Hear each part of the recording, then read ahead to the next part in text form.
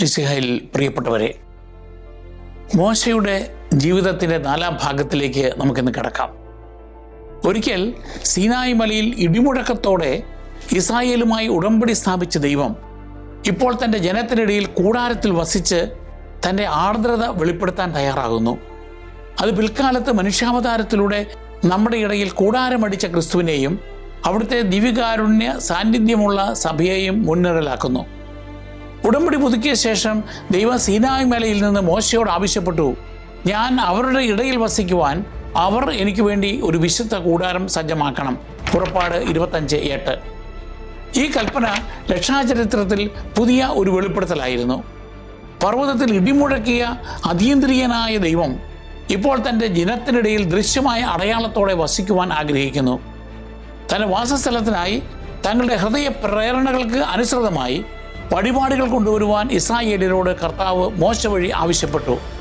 സ്വർണം, വെള്ളി, ഓട്, നീലയും ധൂമ്രവും അരുണവുമായ നൂലുകൾ, നേർത്ത ചണത്തുണി, കോലാട്ടിൻ രോമം, ഉറക്കിട്ട മുട്ടാടിൻ തോല്, നിലക്കരടി തോല്, കരുവേലത്തടി, വിളക്കുകൾക്കുള്ള എണ്ണ, അഭിഷേക തൈലത്തിനുള്ള സുഗന്ധദ്രവ്യങ്ങൾ, ധൂപത്തിനുള്ള സുഗന്ധവസ്തുക്കൾ, എഫോദും ഉരസ്ത്രാണവും അലങ്കരിക്കുവാനുള്ള ഗോമേതക വൈഢൂര്യ രത്നങ്ങൾ എന്നിവയാണ് നൽകേണ്ടിയിരുന്നത്. പുറപ്പാടിൻ്റെ 25-ാം അധ്യായം 3 മുതൽ 7 വരെ വാക്യങ്ങൾ. ഈ സ്വമേധയാ ഉള്ള സംഭാവനകളിലൂടെ ദൈവജനം തങ്ങളുടെ ഇടയിൽ ദൈവസാന്നിധ്യത്തിനായി ഒരു വിശുദ്ധ സ്ഥലം ഒരുക്കുന്നതിൽ പങ്കുചേർന്നു. ഇസ്രായേൽ പാളയത്തിൻ്റെ ഹൃദയവും അവരുടെ ആത്മീയ ജീവിതത്തിൻ്റെ കേന്ദ്രവുമായി കൂടാരം വർത്തിച്ചു. കൂടാരത്തിൻ്റെ ഹീബ്രു പദമായ മിഷ്കാൻ എന്നതിനർത്ഥം വാസസ്ഥലം എന്നാണ്. അത് സ്വർഗത്തിനും ഭൂമിക്കും ഇടയിലുള്ള ദൈവമനുഷ്യ സംഗമ സ്ഥാനമായി വർത്തിച്ചു. കൂടാരം, അതിലെ ഉപകരണങ്ങൾ, പുരോഹിത വസ്ത്രം എന്നിവ നിർമ്മിക്കുന്നതിനുള്ള വിശദമായ നിർദ്ദേശങ്ങൾ ദൈവം മോശയ്ക്ക് നൽകി. ഓരോ വിശദാംശത്തിനും ആഴമായ ആത്മീയ അർത്ഥമുണ്ട്. ഒന്ന്, ഉടമ്പടിയുടെ പേടകം. കരുവേല മരത്തടി കൊണ്ട് നിർമ്മിച്ച് ശുദ്ധമായ സ്വർണം കൊണ്ട് പൊതിഞ്ഞ പേടകത്തിൽ ന്യായപ്രമാണത്തിൻ്റെ 2 കൽപ്പലകകൾ, അഹറോൻ്റെ തളിർത്ത വടി, മന്ന ശേഖരിച്ച ഒരു പാത്രം എന്നിവ ഉൾക്കൊണ്ടിരുന്നു. അവ ദൈവിക ഉടമ്പടിയുടെയും കരുതലിൻ്റെയും പവിത്രമായ അടയാളങ്ങളാണ്. കപ്പോറേറ്റ് അഥവാ കൃപാസനം എന്നറിയപ്പെടുന്ന അതിൻ്റെ സ്വർണ്ണ കവചം ചിറകുകൾ നീട്ടിയ 2 കെരൂബുകൾ കൊണ്ട് ചുറ്റപ്പെട്ടിരുന്നു. ഈ ചിറകുകൾക്കിടയിൽ ദൈവത്തിൻ്റെ മഹത്വം ഇറങ്ങി വസിച്ചു. ഭൂമിയിലെ ഏറ്റവും വിശുദ്ധ സ്ഥലം അതായിരുന്നു. 2 തിരുസാന്നിധ്യ അപ്പത്തിൻ്റെ മേശ.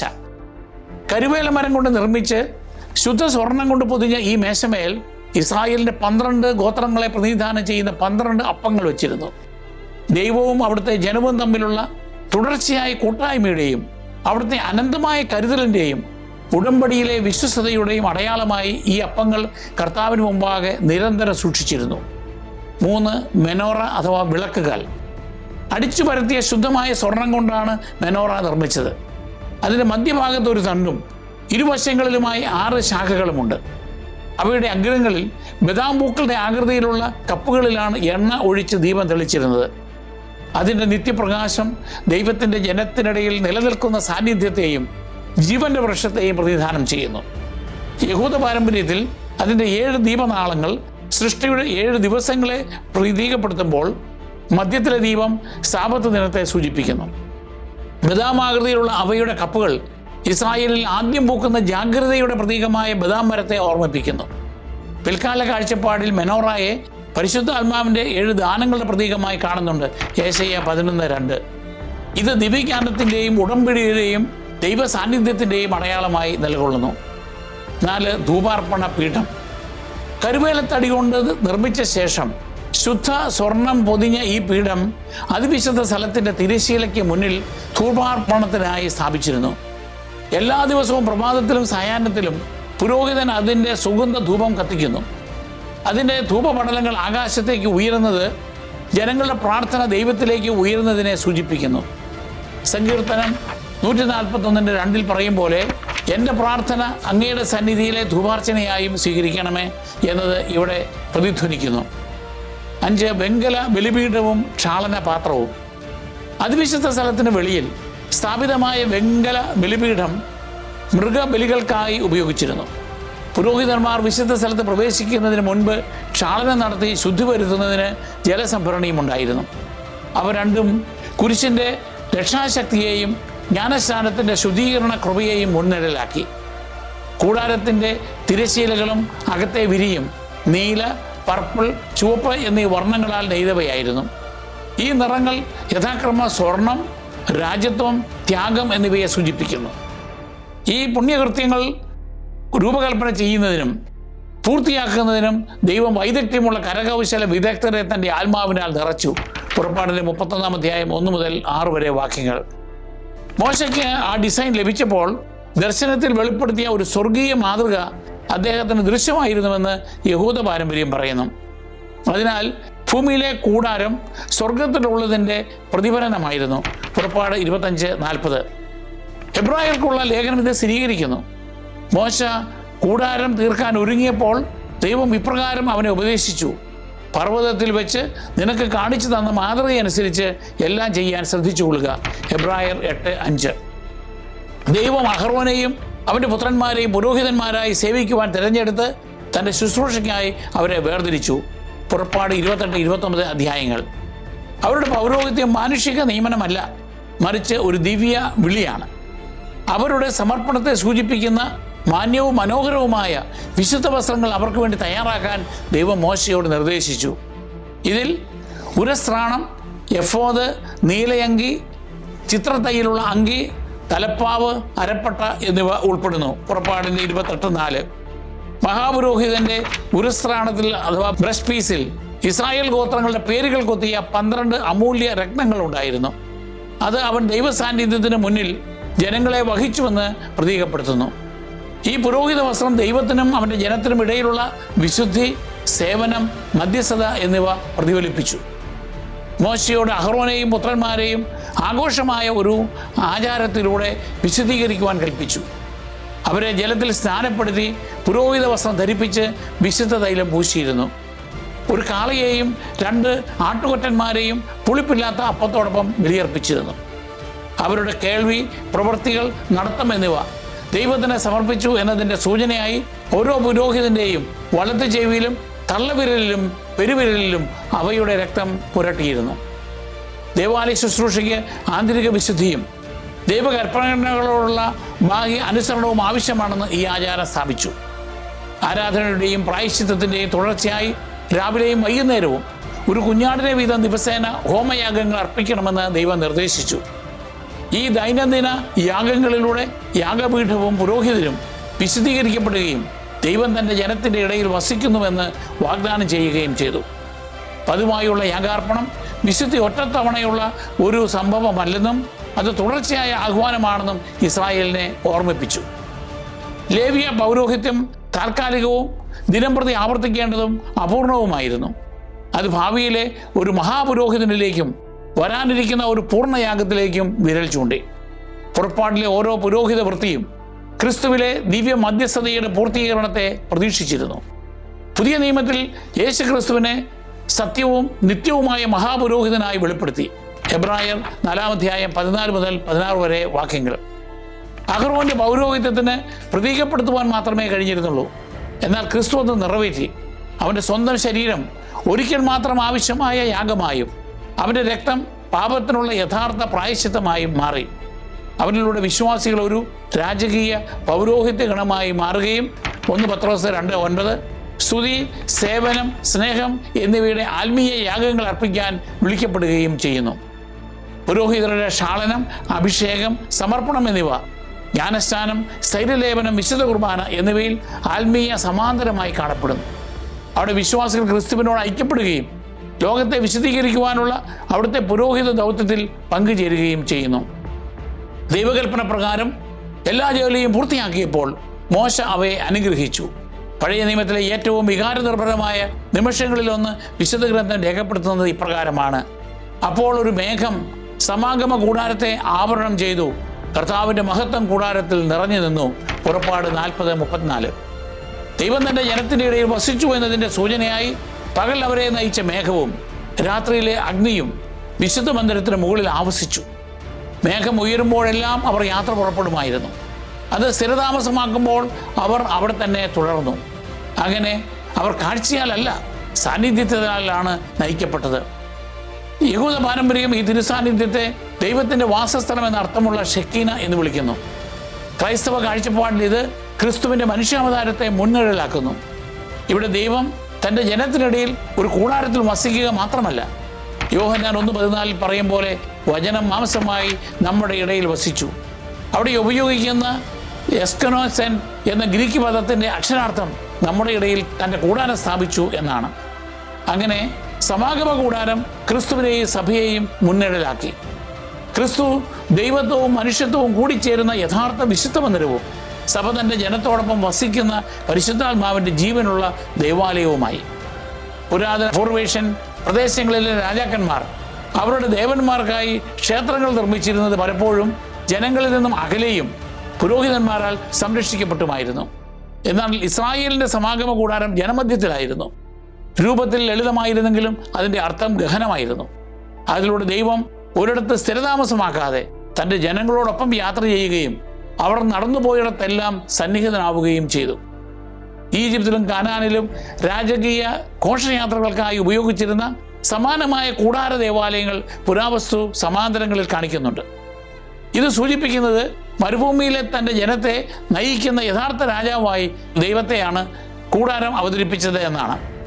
സിനായി പ്രദേശത്ത് ധാരാളമായി കാണപ്പെടുന്ന അക്കേഷ്യ മരത്തിൻ്റെയും എംബ്രോയിഡറി ചെയ്ത തുണിത്തരങ്ങളുടെയും ഉപയോഗം അവസാന വെങ്കല യുഗത്തിൻ്റെ, അതായത് BC 13-ാം നൂറ്റാണ്ടിൽ ഭൗതിക സംസ്കാരത്തോട് തികച്ചും യോജിക്കുന്നു. യഹൂദ ജനത കൂടാരത്തെ അവരുടെ ഉടമ്പടി ജീവിതത്തിൻ്റെ ഹൃദയമായി കണ്ടു. അവർക്കത് അദൃശ്യനായ ദൈവത്തിൻ്റെ സാന്നിധ്യം വെളിവാക്കുന്ന ദൃശ്യമായ അടയാളമായിരുന്നു. ഇസ്രായേലിൻ്റെ ദൈനംദിന പ്രാർത്ഥനകളും ദീപം തെളിയിക്കലും ധൂപാർപ്പണവും എല്ലാം ഈ വിശുദ്ധ കൂടാരത്തിൽ നിന്നാണ് ഉത്ഭവിച്ചത്. വിശുദ്ധരായ അഗസ്തീനോസ്, ജെറോം, അംബ്രോസ് തുടങ്ങിയ ക്രൈസ്തവ രചയിതാക്കൾ കൂടാരത്തിൻ്റെ ഓരോ ഭാഗവും ക്രിസ്തുവിൻ്റെയും സഭയുടെയും പ്രതീകമായി വ്യാഖ്യാനിച്ചു. പെട്ടകം മനുഷ്യത്വത്തിൽ മൂടപ്പെട്ട ക്രിസ്തുവിൻ്റെ ദൈവത്വത്തെ പ്രതിനിധാനം ചെയ്യുന്നു. തിരുസാന്നിധ്യത്തിൻ്റെ അപ്പം ദിവ്യകാരുണ്യത്തെ മുൻനിഴലാക്കി. വിളക്ക് കാലുകൾ സഭയിൽ കത്തുന്ന വിശ്വാസത്തിൻ്റെ വെളിച്ചത്തെ പ്രതീകപ്പെടുത്തി. ധൂപാർപ്പണ ബലിപീഠം സ്വർഗത്തിലേക്ക് ഉയരുന്ന വിശുദ്ധരുടെ പ്രാർത്ഥനകളെ പ്രതിനിധാനം ചെയ്യുന്നു. വെളിപാട് പുസ്തകത്തിൽ വിശുദ്ധ യോഹന്നാൻ സ്വർഗീയ ദേവാലയം തുറക്കുന്നത് കണ്ടു. അപ്പോൾ സ്വർഗത്തിൽ ദൈവത്തിൻ്റെ ആലയം തുറക്കപ്പെട്ടു. അതിൽ അവിടുത്തെ വാഗ്ദാന പേടകം കാണായി. വെളിപാട് 11:19. മോശയുടെ നേതൃത്വത്തിൽ മരുഭൂമിയിൽ തുടങ്ങിയ വാഗ്ദത്തത്തിൻ്റെ നിറവേറലായി അത് വെളിപ്പെട്ടു. ചെങ്കടൽ കടന്ന് വിജയഗാനം ആലപിച്ച ശേഷം ഇസ്രായേലിയർ ഷൂർ മരുഭൂമിയിലേക്ക് യാത്ര ചെയ്തു. 3 ദിവസത്തേക്ക് അവർക്ക് വെള്ളം ലഭിച്ചില്ല. അവർ മാറായിലെത്തിയപ്പോൾ വെള്ളം കൈപ്പേറിയതായിരുന്നു. നമ്മൾ എന്ത് കുടിക്കുമെന്ന് പറഞ്ഞുകൊണ്ട് ആളുകൾ മോശയ്ക്കെതിരെ പിറുപിറുത്തു. മോശ കർത്താവിനോട് നിലവിളിച്ചപ്പോൾ ദൈവം അവന് ഒരു മരക്കഷണം കാണിച്ചു. അവനത് വെള്ളത്തിലേക്ക് എറിഞ്ഞപ്പോൾ അത് മധുരമുള്ളതായി. അവിടെയാണ് ദൈവം അവരെ പരീക്ഷിച്ചത്. പുറപ്പാട് 15:25. സ്വാതന്ത്ര്യം ഉത്തരവാദിത്വം കൊണ്ടുവരുമെന്നും പരീക്ഷണത്തിലൂടെ വിശ്വാസം ശുദ്ധീകരിക്കപ്പെടണമെന്നും ഈ സംഭവം പഠിപ്പിച്ചു. ആദ്യകാല ക്രിസ്ത്യൻ എഴുത്തുകാർ വെള്ളത്തെ മധുരമാക്കുന്ന മരക്കഷണത്തെ കുരിശിൻ്റെ പ്രതീകമായി കണ്ടു. അതിലൂടെ പാപത്തിൻ്റെ കയ്പ് രക്ഷയുടെ മധുരമായി മാറുന്നു. താമസിയാതെ ഈജിപ്തിലെ ഭക്ഷണത്തിനായി കൊതിച്ചുകൊണ്ട് ജനം വീണ്ടും പരാതിപ്പെട്ടു. അപ്പോൾ ദൈവം കോപത്തോടെയല്ല, മറിച്ച് സ്വർഗത്തിൽ നിന്ന് അപ്പം വർഷിച്ചുകൊണ്ട് കരുണയോടെയാണ് പ്രതികരിച്ചത്. രാവിലെ അവർ നിലത്ത് മഞ്ഞുപോലെ നേർത്ത അടരുകൾ കണ്ടെത്തി. ഹെബ്രായ ഭാഷയിൽ മാൻഹു അതെന്താണ് എന്ന് അവർ ചോദിച്ചു. അതിൽ നിന്നാണ് മന്ന എന്ന പേര് ഉത്ഭവിച്ചത്. മോശ അവരോട് പറഞ്ഞു, കർത്താവ് നിങ്ങൾക്ക് ഭക്ഷണമായി തന്നിരിക്കുന്ന അപ്പമാണിത്. പുറപ്പാട് 16:15. ദൈവത്തിലുള്ള ദൈനംദിന ആശ്രയത്വം പഠിപ്പിച്ചുകൊണ്ട് ഓരോരുത്തരും ദിവസത്തേക്ക് ആവശ്യമായത് മാത്രം ശേഖരിക്കണമായിരുന്നു. വിശുദ്ധമായി കണക്കാക്കപ്പെടുന്ന 7-ാം ദിവസത്തെ സാബത്തിന് ഒരുക്കമായി 6-ാം ദിവസം മാത്രം അവർ ഇരട്ടി ശേഖരിച്ചു. സ്വർഗത്തിൽ നിന്നുള്ള യഥാർത്ഥ അപ്പമായ കുർബാനയെ മന്ന മുൻനിഴലാക്കി. യേശു പറഞ്ഞു, ദൈവത്തിൻ്റെ അപ്പം സ്വർഗത്തിൽ നിന്നും ഇറങ്ങി വന്ന് ലോകത്തിന് ജീവൻ നൽകുന്നത് അത്രേ. ഞാനാണ് ജീവൻ്റെ അപ്പം. യോഹന്നാൻ 6:35. യഹൂദ പാരമ്പര്യപ്രകാരം സ്വർഗത്തിൽ നിന്നുള്ള മന്ന ഭക്ഷിച്ചപ്പോൾ ഓരോ വ്യക്തിക്കും വ്യത്യസ്ത രുചിയാണ് അനുഭവപ്പെട്ടത്. ദൈവത്തിൽ ആശ്രയിച്ചവർക്ക് അത് മധുരവും ആനന്ദവും നൽകി. എന്നാൽ പരാതിപ്പെട്ടവർക്ക് അത് കയ്പേറിയതായിരുന്നു. ഇത് കാണിക്കുന്നത് ദൈവത്തിൻ്റെ അനുഗ്രഹങ്ങൾ ഹൃദയത്തിൻ്റെ സ്വഭാവം അനുസരിച്ചാണ് അനുഭവപ്പെടുന്നത് എന്നാണ്. ഇസ്രായേല്യർ രഫീദീമിൽ പാളയമടിച്ചപ്പോൾ വെള്ളം കിട്ടാതായി. ദാഹിച്ചു വലഞ്ഞ ജനം മോശയ്ക്കെതിരെ ആവലാതിപ്പെട്ട് ചോദിച്ചു, നീ എന്തിനാണ് ഞങ്ങളെ ഈജിപ്തിൽ നിന്ന് പുറത്തേക്ക് കൊണ്ടുവന്നത്? ഞങ്ങളും ഞങ്ങളുടെ കുട്ടികളും കന്നുകാലികളും ദാഹിച്ച് ചാകട്ടെ എന്ന് കരുതിയാണോ? പുറപ്പാട് 17:3. ദൈവം മോശയോട് തൻ്റെ വടി കൊണ്ട് ഹോരേബിലെ പാറയിൽ അടിക്കാൻ നിർദ്ദേശിച്ചു. അതനുസരിച്ചപ്പോൾ എല്ലാവർക്കും കുടിക്കാൻ വെള്ളം പുറത്തേക്ക് വന്നു. വർഷങ്ങൾക്ക് ശേഷം കാദേശിലും സമാനമായ ഒരു പ്രതിസന്ധി ഉണ്ടായി. അപ്പോൾ പാറയോട് സംസാരിക്കാൻ ദൈവം മോശയോട് കൽപ്പിച്ചു. എന്നാൽ നിരാശനായിരുന്ന മോശ അതിനെ 2 തവണ വടികൊണ്ടടിച്ചു. വെള്ളം ലഭ്യമായെങ്കിലും കർത്താവ് മോശയോടും അഹ്റോനോടും അരുൾ ചെയ്തു, ഇസ്രായേലിൽ എൻ്റെ വിശുദ്ധി വെളിപ്പെടുത്തത്തക്ക വിധം ദൃഢമായി നിങ്ങൾ എന്നിൽ വിശ്വസിക്കാതിരുന്നത് കൊണ്ട് ഞാൻ ഈ ജനത്തിന് കൊടുക്കുന്ന ദേശത്ത് ഇവരെ എത്തിക്കുന്നത് നിങ്ങളായിരിക്കുകയില്ല. സംഗീത പുസ്തകം 20-12 എല്ലാവരും ഒരേ ആത്മീയ പാനീയം കുടിച്ച് തങ്ങളെ അനുഗമിച്ച് ആത്മീയ ശിലയിൽ നിന്നാണ് അവർ പാനം ചെയ്തത്. ആ ശില ക്രിസ്തുവാണ് എന്ന് പറഞ്ഞുകൊണ്ട് പൗലോസ് അപ്പോസ്തലൻ പാറ ക്രിസ്തുവിനെ പ്രതിനിധാനം ചെയ്യുന്നുവെന്ന് വ്യക്തമാക്കി. 1 കൊറിന്ത്യർ 10:4. എല്ലാവർക്കും രക്ഷ നൽകുന്നതിനായി അവിടുന്ന് ഒരിക്കൽ മാത്രം അടിച്ചു. ഏറ്റവും വലിയ നേതാക്കൾ പോലും താഴ്മയോടും ഭക്തിയോടും കൂടി ദൈവത്തെ അനുസരിക്കാൻ വിളിക്കപ്പെട്ടിരിക്കുന്നുവെന്ന് മോശയുടെ ഈ സംഭവം നമ്മെ ഓർമ്മിപ്പിക്കുന്നു. യാത്രയ്ക്കിടെ ഇസ്രായേലിനെ അമലേക്യർ ആക്രമിച്ചു. ജോഷുവ യോദ്ധാക്കളെ നയിച്ചപ്പോൾ മോശ ദൈവത്തിൻ്റെ വടിയുമായി കുന്നിന് മുകളിലേക്ക് പോയി. മോശ പ്രാർത്ഥനയിൽ കൈകൾ ഉയർത്തി പിടിച്ചിടത്തോളം സമയം ഇസ്രായേൽ വിജയിച്ചുകൊണ്ടിരുന്നു. അവൻ അവയെ താഴ്ത്തിയപ്പോൾ അമലേക്ക് വിജയിച്ചുകൊണ്ടിരുന്നു. അതിനാൽ അഹ്റോനും ഹൂറും സൂര്യാസ്തമയം വരെ അവൻ്റെ കൈകൾ താങ്ങിപ്പിടിച്ചു. അങ്ങനെ ഇസ്രായേൽ വിജയിച്ചു. മോശ ഒരു യാഗപീഠം പണിത് അതിനെ യാഹ്വെനേസി അഥവാ യഹോവ എൻ്റെ പതാക എന്ന് നാമകരണം ചെയ്തു. പുറപ്പാട് 17:15. ഈ സംഭവം സ്ഥിരമായ പ്രാർത്ഥനയുടെയും സമൂഹ പിന്തുണയുടെയും ശക്തി പഠിപ്പിക്കുന്നു. മോശയുടെ ഉയർത്തിയ കൈകൾ പാപത്തിൻ്റെയും മരണത്തിൻ്റെയും മേൽ വിജയം കൈവരിച്ചുകൊണ്ട് കുരിശിൽ നീട്ടിയ ക്രിസ്തുവിൻ്റെ കൈകളെ മുൻനിഴലാക്കുന്നു. യഹൂദ പാരമ്പര്യത്തിൽ ശക്തിയാലല്ലാതെ ദൈവിക മധ്യസ്ഥതയാൽ നടത്തപ്പെട്ട വിശ്വാസത്തിൻ്റെ ആദ്യത്തെ വിശുദ്ധ യുദ്ധമായിരുന്നു അത്. മരുഭൂമിയിൽ ആളുകൾ പലപ്പോഴും ഭക്ഷണം, നേതൃത്വം, ബുദ്ധിമുട്ട് എന്നിവയെക്കുറിച്ച് പരാതിപ്പെട്ടു. അവരുടെ നിരന്തരമായ പിറുപിറുപ്പിൽ മനം നൊന്ത് മോശ ദൈവത്തോട് നിലവിളിച്ചു, ഈ ജനത്തെ മുഴുവൻ താങ്ങാൻ ഞാൻ ശക്തനല്ല, അത് എൻ്റെ കഴിവിന് അതീതമാണ്. സംഗീത പുസ്തകം 11:14. ദൈവം തൻ്റെ കാരുണ്യത്താൽ 70 ശ്രേഷ്ഠന്മാരെ വിളിച്ചു കൂട്ടാൻ മോശയോട് നിർദ്ദേശിക്കുകയും തൻ്റെ ആത്മാവിൻ്റെ ഒരു ഭാഗം അവരുടെ മേൽ വർഷിക്കുകയും ചെയ്തു. ആത്മാവ് അവരുടെ മേൽ വന്നപ്പോൾ ദൈവജനത്തിനിടയിലെ യഥാർത്ഥ നേതൃത്വം ആത്മാവിനാൽ പങ്കിടപ്പെടുകയും ശക്തിപ്പെടുകയും ചെയ്യുന്നുവെന്ന് വെളിപ്പെടുത്തിക്കൊണ്ട് അവർ പ്രവചിക്കാൻ തുടങ്ങി. ഈ സംഭവം സഭയിലെ അപ്പസ്തോലിക ശുശ്രൂഷയെ മുൻനിഴലാക്കുന്നു. ക്രിസ്തു തൻ്റെ ദൗത്യം അപ്പസ്തോലന്മാർക്കും അവരിലൂടെ തൻ്റെ ജനത്തെ നയിക്കുകയും സേവിക്കുകയും ചെയ്യുന്ന മെത്രാന്മാർക്കും വൈദികർക്കും നൽകുന്നു. മോശ ക്ഷീണിതനും നിരാശനുമായപ്പോഴും അവൻ തൻ്റെ ജനത്തെ തീഷ്ണമായി പരിപാലിക്കുകയും അവർക്ക് വേണ്ടി മധ്യസ്ഥത വഹിക്കുകയും ക്ഷമയോടെ അവരെ നയിക്കുകയും ചെയ്തു. കഷ്ടപ്പാടുകളിലെ അവൻ്റെ അനുകമ്പ ഫലമേൽപ്പിക്കപ്പെട്ടവരുടെ പോരാട്ടങ്ങളും പ്രതീക്ഷകളും വഹിക്കുന്ന യഥാർത്ഥ ശുശ്രൂഷ നേതാവിൻ്റെ ഹൃദയത്തെ വെളിപ്പെടുത്തുന്നു. ഇസ്രായേലിൻ്റെ വിശ്വാസം അവരുടെ യാത്രയിൽ ഉടനീളം ആവർത്തിച്ച് പരീക്ഷിക്കപ്പെട്ടു. മിരിയാമും അഹ്റോനും മോശയ്ക്കെതിരെ സംസാരിച്ചു. അവൻ്റെ നേതൃത്വത്തെ അവർ വിമർശിക്കുകയും ദൈവം അവരിലൂടെ മാത്രം സംസാരിക്കുന്നത് എന്തുകൊണ്ടെന്ന് ചോദ്യം ചെയ്യുകയും ചെയ്തു. മറുപടിയായി കർത്താവ് തന്നെ മോശയെ പ്രതിരോധിച്ചു. ദർശനങ്ങളിലൂടെയും സ്വപ്നങ്ങളിലൂടെയും അവൻ മറ്റു പ്രവാചകന്മാരോട് സംസാരിച്ചപ്പോൾ മുഖാഭിമുഖം സ്പഷ്ടമായി അവനുമായി താൻ സംസാരിച്ചുവെന്ന് കർത്താവ് സ്ഥിരീകരിച്ചു. സംഗീത പുസ്തകം 12:8. ദൈവിക അപ്രീതിയുടെ അടയാളമായി മിരിയാമിന് കുഷ്ഠരോഗം പിടിപെട്ടു. എന്നാൽ മോശയുടെ എളിമയുള്ള മധ്യസ്ഥതയ്ക്ക് ശേഷം ദൈവത്തിൻ്റെ നീതിയും കരുണയും മോശയോടുള്ള ദൈവത്തിൻ്റെ പ്രത്യേക അടുപ്പവും പ്രകടമാക്കിക്കൊണ്ട് അവൾ സുഖം പ്രാപിച്ചു. മോശ കാനാൻ ദേശം നിരീക്ഷിക്കാൻ അയച്ച 12 ചാരന്മാർ വാഗ്ദത്ത ദേശത്തു നിന്നും തിരിച്ചെത്തിയപ്പോൾ 10 പേർ ഭയാനകമായ റിപ്പോർട്ടാണ് നൽകിയത്. അതിനാൽ വിശ്വാസം നഷ്ടപ്പെട്ട ആളുകൾ കാനാനിൽ പ്രവേശിക്കാൻ വിസമ്മതിച്ചു. ദൈവത്തിൻ്റെ വാഗ്ദാനങ്ങൾ ഉണ്ടായിരിക്കെ അവർ വിശ്വാസത്തിന് പകരം ഭയം തിരഞ്ഞെടുത്തു. തൽഫലമായി വിശ്വാസത്തിൽ വളർന്നു വന്ന ഒരു പുതിയ തലമുറ ദേശം അവകാശമാക്കുന്നതുവരെ അവിശ്വാസികളായ തലമുറ 40 വർഷത്തേക്ക് മരുഭൂമിയിൽ അലഞ്ഞു നടക്കുമെന്ന് ദൈവം പ്രഖ്യാപിച്ചു. സംശയവും അനുസരണക്കേടും ദൈവത്തിൻ്റെ അനുഗ്രഹങ്ങളെ വൈകിപ്പിക്കുമെന്ന ഒരു ശാശ്വത മുന്നറിയിപ്പായി ഈ സംഭവം വർത്തിക്കുന്നു. കോരഹ് മോശയ്ക്കും അഹ്റോനുമെതിരെ ദാഥാൻ, അബീരാം, മറ്റ് 250 പേർ എന്നിവരോടൊപ്പം നിലകൊണ്ടു.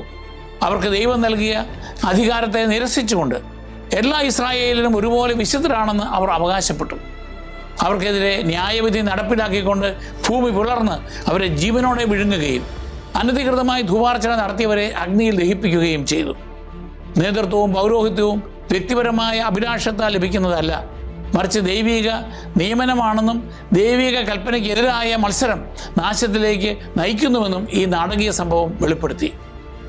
തൻ്റെ ന്യായവിധിയിലും ദൈവം കരുണ കാണിച്ചു. പരാതിക്കാർക്കെതിരെ വിഷസർപ്പങ്ങളെ അയച്ച് ദൈവശിക്ഷ നടപ്പിലാക്കിയപ്പോൾ മോശയോട് ഒരു വെങ്കല സർപ്പത്തെ ഉണ്ടാക്കി ഒരു സ്തംഭത്തിൽ സ്ഥാപിക്കാൻ കർത്താവ് പറഞ്ഞു. സർപ്പദർശനമേറ്റ് അതിനെ നോക്കി എല്ലാവരും സുഖം പ്രാപിച്ചു. സംഖ്യയുടെ പുസ്തകം 21-ാം അധ്യായം 4 മുതൽ 9 വരെ വാക്യങ്ങൾ. ഈ പ്രവൃത്തി ദൈവത്തിൻ്റെ കാരുണ്യത്തെ വെളിപ്പെടുത്തുകയും കുരിശിൽ ഉയർത്തപ്പെട്ട ക്രിസ്തുവിനെ മുൻനിഴലാക്കുകയും ചെയ്തു. വിശ്വാസത്തോടെ രക്ഷകനിലേക്ക് നോക്കുന്ന എല്ലാവരും പാപത്തിൻ്റെ വിഷത്തിൽ നിന്ന് സുഖം പ്രാപിക്കുന്നു. ഈ സംഭവം ക്രൂശീകരണത്തെ മുൻനിഴലാക്കുന്നു.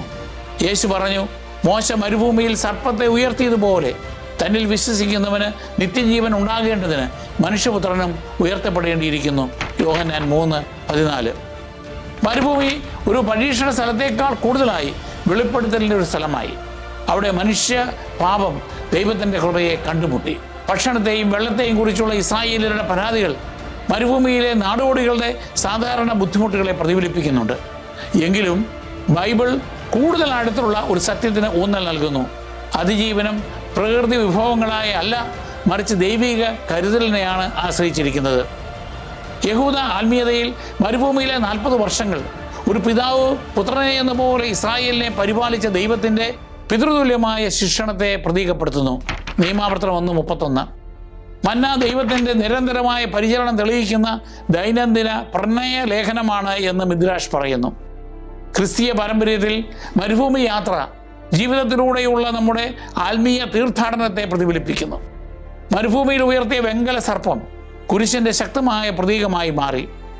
ഇസ്രായേലർ വിശ്വാസത്തോടെ അതിനെ നോക്കി സുഖം പ്രാപിച്ചതുപോലെ വിശ്വാസികൾ രക്ഷയ്ക്കും ജീവിതത്തിനുമായി ക്രൂശിക്കപ്പെട്ട ക്രിസ്തുവിലേക്ക് നോക്കുന്നു. ദൈവം തൻ്റെ ജനത്തോടൊപ്പം സഞ്ചരിക്കുന്നുവെന്ന് സമാഗമ കൂടാരം നമ്മെ പഠിപ്പിക്കുന്നു. ദാഹിക്കുമ്പോൾ അവൻ പാറയിൽ നിന്ന് വെള്ളം നൽകുന്നു. വിശക്കുമ്പോൾ സ്വർഗത്തിൽ നിന്നും അപ്പം നൽകുന്നു. യുദ്ധത്തിൽ മധ്യസ്ഥകരങ്ങളിലൂടെ വിജയം നൽകുന്നു. ക്ഷീണിക്കുമ്പോൾ ആത്മാവിനാൽ പങ്കുവയ്ക്കപ്പെട്ട നേതൃത്വവും നൽകുന്നു. എതിർക്കുന്നതിനിടയിലും അവൻ സുഖപ്പെടുത്തുകയും പുനഃസ്ഥാപിക്കുകയും ചെയ്യുന്നു.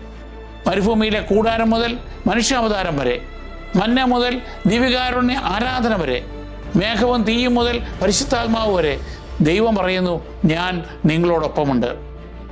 ഇവയുടെ വെളിച്ചത്തിൽ ഉള്ള സന്ദേശങ്ങൾ നമുക്ക് നോക്കാം. ഒന്ന്, ദൈവത്തോടൊപ്പമുള്ള സഹവാസമാണ് ആരാധന. ദൈവം തൻ്റെ ജനത്തിൻ്റെ മധ്യത്തിൽ വസിക്കാനും തൻ്റെ സാമൂഹ്യം വെളിപ്പെടുത്താനും അവരെ കൂട്ടായ്മയിലേക്ക് ക്ഷണിക്കാനുമാണ് കൂടാരം നിർമ്മിച്ചത്. പുതിയ ഉടമ്പടിയിൽ നമ്മുടെ ദേവാലയങ്ങളിൽ സൂക്ഷിച്ചിരിക്കുന്ന വിശുദ്ധ കുർബാനയിൽ യേശു നമ്മോടൊപ്പം വസിക്കുമ്പോൾ ഈ ദിവ്യാഭിലാഷം കൂടുതൽ പൂർണ്ണമായി നിറവേറ്റപ്പെടുന്നു. തൻ്റെ ജനത്തോടൊപ്പം വസിക്കാൻ തിരഞ്ഞെടുക്കുന്ന ദൈവത്തോടുള്ള നമ്മുടെ സ്നേഹവും നന്ദി പ്രകടനവുമാണ് നാം അർപ്പിക്കുന്ന സേവനങ്ങൾ. 2, വിശുദ്ധിയുടെ ഓരോ വിശദാംശവും ക്രിസ്തുവിലേക്ക് വിരൽ ചൂണ്ടുന്നു. പഴയ നിയമ ആരാധനയുടെ ഓരോ ഭാഗത്തിനും സഭയിൽ പൂർണ്ണമായ അർത്ഥമുണ്ട്. ദൈവകൽപ്പന സൂക്ഷിച്ചിരുന്ന ഉടമ്പടിയുടെ പേടകത്തിന് പകരം ഇപ്പോൾ സജീവ വചനമായ യേശു സക്രാരിയിൽ വസിക്കുന്നു. തിരുസാന്നിധ്യത്തിൻ്റെ അപ്പം ക്രിസ്തുവിൻ്റെ യഥാർത്ഥ ശരീരമായ ദിവ്യകാരുണ്യത്തിന് വഴിമാറി.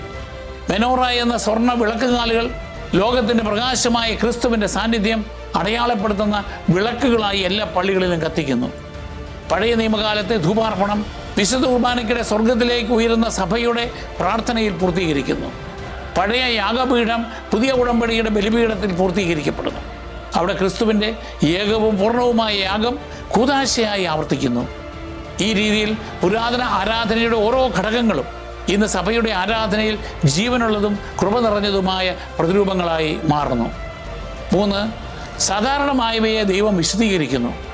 മരുഭൂമിയിലെ സാധാരണ വസ്തുക്കളായ അക്കേഷ്യമരം നെയ്ത്ത് നൂലുകൾ, വൈദഗ്ധ്യമുള്ള പണികൾ എന്നിവ ദൈവത്തിൻ്റെ വാസസ്ഥലത്ത് പവിത്ര അടയാളങ്ങളായി മാറി. അതുപോലെ ഇന്ന് നാം നമ്മുടെ സമയവും കഴിവുകളും നേർച്ച കാഴ്ചകളും കർത്താവിന് സമർപ്പിക്കുമ്പോൾ ദൈവകൃപ ലളിതവും സാധാരണവുമായവയെ വിശുദ്ധമാക്കി മാറ്റുന്നു. 4. ദൈവസാന്നിധ്യത്തിലാണ് നാം യാത്ര ചെയ്യേണ്ടത്. ദൈവസാന്നിധ്യത്തിൻ്റെ മേഘം ഇസ്രായേലിനെ നയിച്ചു. നീങ്ങേണ്ട സമയമാകുമ്പോൾ നീങ്ങിയും വിശ്രമിക്കേണ്ട സമയമാകുമ്പോൾ നിശ്ചലമായും അത് നിലകൊണ്ടു. അതുപോലെ യഥാർത്ഥ ആത്മീയ പക്വത എന്നാൽ ദൈവത്തിൻ്റെ വഴിയെ പിന്തുടരുക എന്നാണ്. അവിടുന്ന് വിളിക്കുമ്പോൾ നീങ്ങുകയും നിർത്തുമ്പോൾ കാത്തിരിക്കുകയും വേണം. 5. പ്രാർത്ഥനയും പങ്കാളിത്തവും ദൈവജനത്തെ നിലനിർത്തുന്നു. മോശയുടെ കൈകൾ പ്രാർത്ഥനയിൽ ഉയർത്തിയപ്പോൾ ഇസ്രായേൽ ശക്തി പ്രാപിക്കുകയും യുദ്ധത്തിൽ വിജയിക്കുകയും ചെയ്തു. ശ്രേഷ്ഠന്മാർക്ക് ആത്മാവിൻ്റെ പങ്കാളിത്തം ലഭിച്ചപ്പോൾ നേതൃത്വത്തിൻ്റെ ഭാരം പങ്കിടുകയും സമൂഹം ശക്തിപ്പെടുകയും ചെയ്തു. നേതൃത്വം ഒറ്റയ്ക്ക് വഹിക്കുന്നതിന് പകരം കൂട്ടുത്തരവാദിത്വത്തിലൂടെ ദൈവജനം അഭിവൃദ്ധി പ്രാപിക്കുന്നുവെന്ന് ഈ ദൃശ്യങ്ങൾ കാണിക്കുന്നു. നമുക്ക് പ്രാർത്ഥിക്കാം. സ്വന്തം ജനത്തോടൊപ്പം വസിക്കുന്ന കർത്താവായ ദൈവമേ, ഞങ്ങളുടെ ഹൃദയങ്ങളിലും കുടുംബങ്ങളിലും ഇടവകയിലും അങ്ങയുടെ കൂടാരം സ്ഥാപിക്കണമേ. അങ്ങയുടെ വിളക്ക് കൊണ്ട് ഞങ്ങളിലെ അന്ധകാരത്തെ പ്രകാശിപ്പിക്കണമേ. സ്വർഗത്തിൽ നിന്നുള്ള അപ്പത്താൽ ഞങ്ങളുടെ ആത്മീയ വിശപ്പിനെ തൃപ്തിപ്പെടുത്തണമേ. അങ്ങയുടെ കാരുണ്യത്താൽ ഞങ്ങളെ ശുദ്ധീകരിക്കണമേ. തിരുസാന്നിധ്യത്തിൽ നീങ്ങുവാൻ ഞങ്ങളെ പഠിപ്പിക്കണമേ. ആമേൻ.